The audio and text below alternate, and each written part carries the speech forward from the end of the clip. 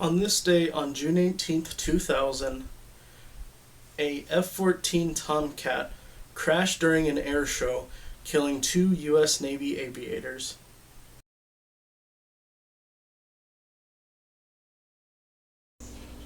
What is up, YouTube? I'm back again with another review. Today we're going to be taking a look at U.S. military-issued riot control face shields. Now, I've done a couple of videos about these in the past, but I've never shown a comprehensive video over all the ones that I own. I had a viewer reach out and ask if I would do a video on them. I thought it was a good idea, so today that's what we're going to do. So we'll start off with the original first face shield issued by the military. That's this style right here.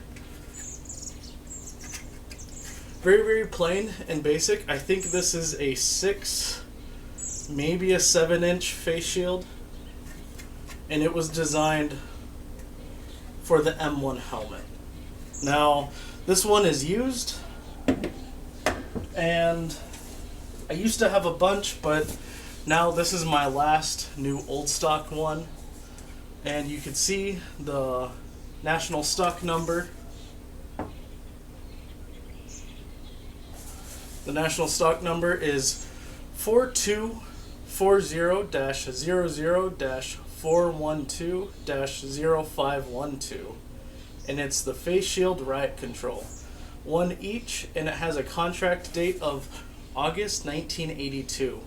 But these started being issued earlier than that. I think there's a mid-1970s military police training video where they're all wearing these, and they all have the M52A flak jackets. So these were around after Vietnam, but during the mid-70s. So I'll show you how to attach it. Here is my all 1970s M1 helmet.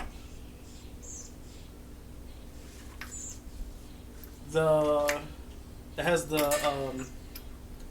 the RDF helmet cover, and then this is, it says helmet band high visibility, and I think it has a contract of 1978 or 1979.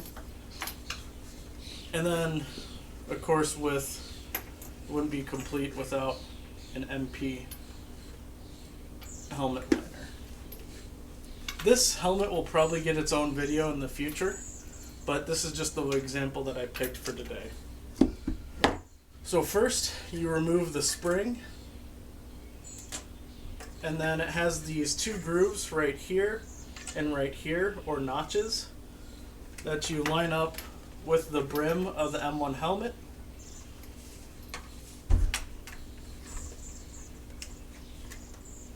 Like so.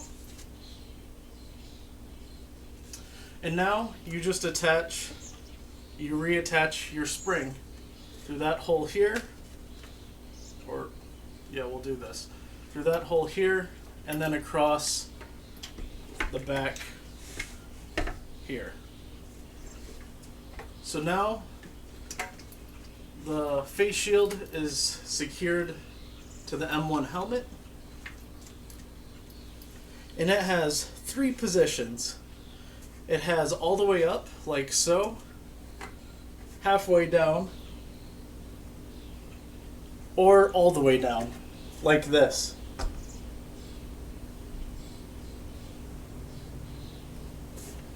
Now, these ones are not ANSI rated, so it's just a molded plexiglass piece that basically says, well, it might deflect some stuff, and then others, your SOL. It also has a strip of foam underneath here to help seal that between the brim, but there's no sealant. Well, there is a tiny piece of foam to try and help seal between the rim of the face shield and then the rim of the face shield mount. So if somebody threw a liquid at you, it would help prevent that from leaking to the inside of the face shield.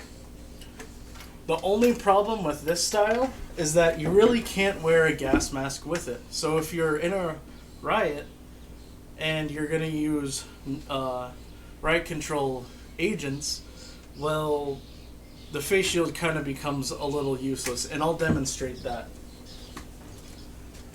Sticking with the era, the same era that this would have been used, is the same era that the primary gas mask used by the U.S. military was the M17A1 field protective mask. Usually in riot control situations, they would have it without the hood, but for this demonstration, I'm just keeping the hood on.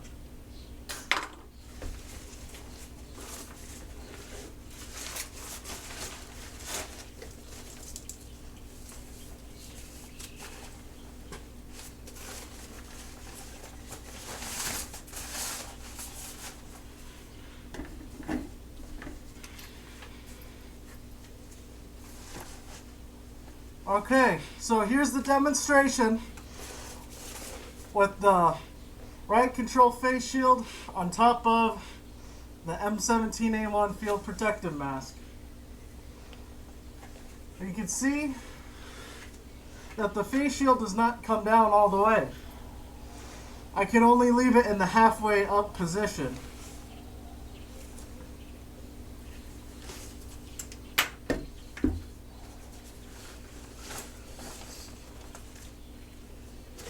So, again, one of its flaws. Let's go on to the next one. Well, before we move on to the next one, actually I'll talk about this just a little bit more. Now, this one was originally only designed for the M1 helmet. However, if you look at pictures of the LA riots, you can find pictures of National Guardmen and I think Marines too with these mounted to PASGAT helmets. So I'm going to demonstrate that one too. Sorry, the 1992 LA riots, because there's so many we got to specify the year. This is my ABU M1 or ABU PASGAT helmet, where all of it is all foliage green.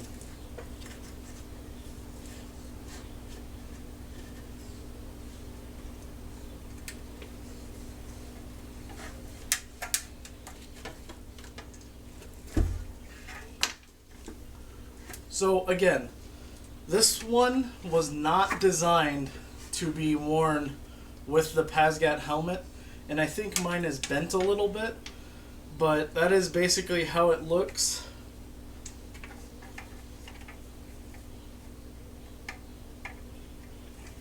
It is extremely clunky and not easy to use at all with the PASGAT, and the PASGAT had its own that we'll be talking about later in the video.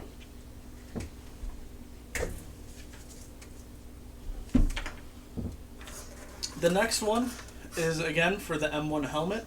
This came out in the later 1970s, but was not quite as popular. I imagine because it was more expensive, just because of all the extra moving parts that it has that the simpler one does not. So let's throw this on to the M1 helmet. So you'll notice on this one, it has the grooves, just like the first one, and it has the spring just like the first one, except the spring is not removable at all, and it has these two metal hooks to hook on the back of the M1 helmet to help it keep secured.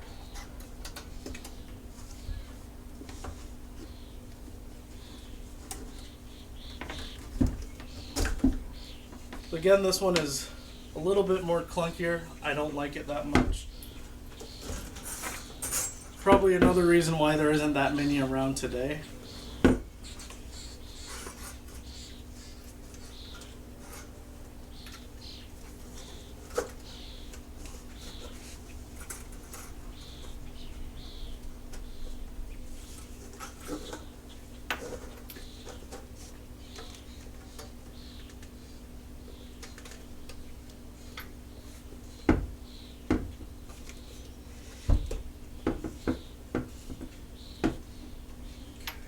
It's a little bit more difficult with the helmet cover on there. Maybe I should have taken it off.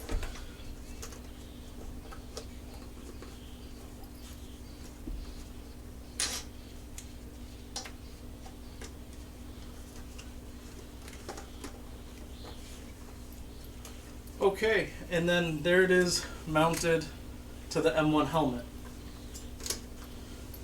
So it is significantly heavier, and well, the other one had 3 positions. This one only has 2, either all the way up or all the way down.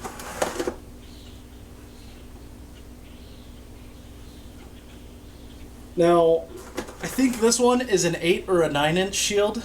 It definitely feels a lot more heavier duty, and it has this ring around the edge to help protect you. And then it also has, you notice, this big rubber flap to help prevent liquid and gases from going into the inside. You'll also notice that it has a way huger gap, and that is because that they designed this one to accommodate a gas mask. So I'll demonstrate that.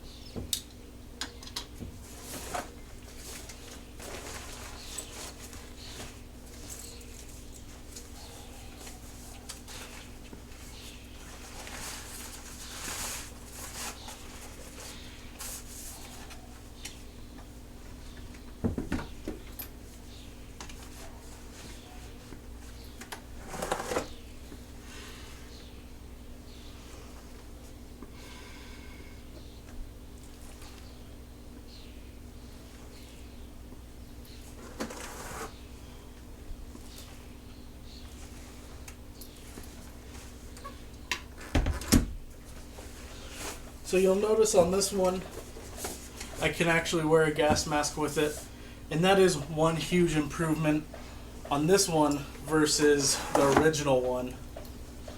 But this one just sticks out and it looks way too big and goofy. So there's one more for the M1 helmet that unfortunately I do not have.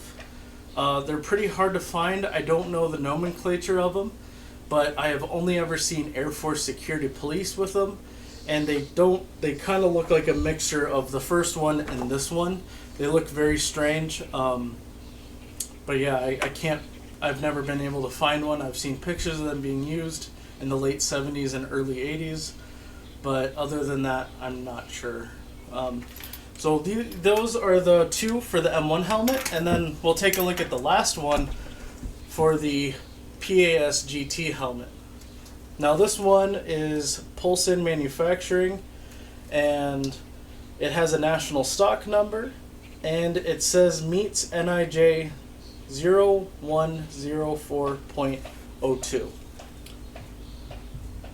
And it has a strap and a rubber ring here and a nylon adjustable strap with the hooks.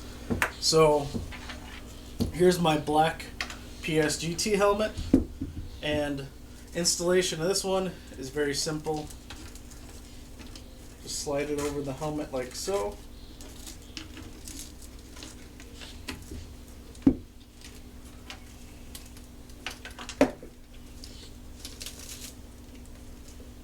Put the hooks on the back,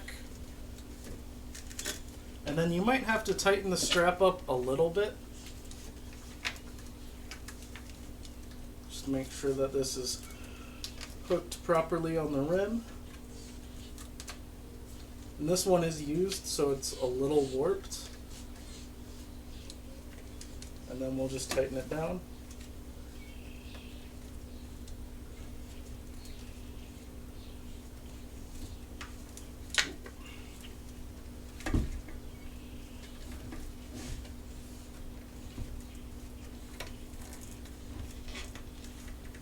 There we go. Perfect. And that's how it is on the helmet.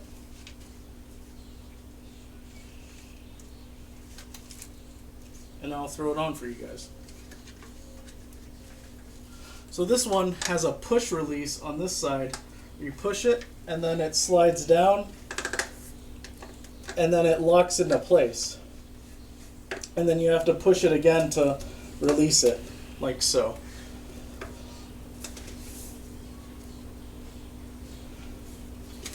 This one is the most modern one that is still used by law enforcement agencies today and military police, if they still have the PASGAT. What I really like about this one is that it's the visor is down at an angle, and it's not straight down like either of these two. So if something gets thrown at you, like a beer or something liquid, it's actually gonna drain down off of you, off to the front of you, and not directly onto your uniform. And out of all of them that I've shown you, this is the only one that's actually rated, whereas the other ones could potentially shatter. And then because of that curve, or the dip, the slope, they also will accommodate a gas mask. And of course, by this time, they would have been using the M40, the MCU series, or the MSA Advantage 1000 gas mask instead of the M17, but the M17 would still fit under here too if you needed it to. A front clip, and it had no back strap. It had a spot for a strap, but I think that one could only do 2 positions, either all the way down or all the way up, and it was a little weird. I used to have one. I can't believe that I would get rid of it, but I, for the life of me, cannot find it in my storage room at all. So I'll have to try and either find it or get a new one, and I'll do a video on that one separately. But those are all of the U.S. military issued riot control face shields. I've always really liked these, especially this one. Just, it's very classic, you know. But the Pazgat one always looks good too. So guys, that's gonna wrap up my review of this. I hope you guys enjoyed it. I hope you guys learned something new. If you guys have any questions, leave them in the comments below, and I'll catch you guys on the next one.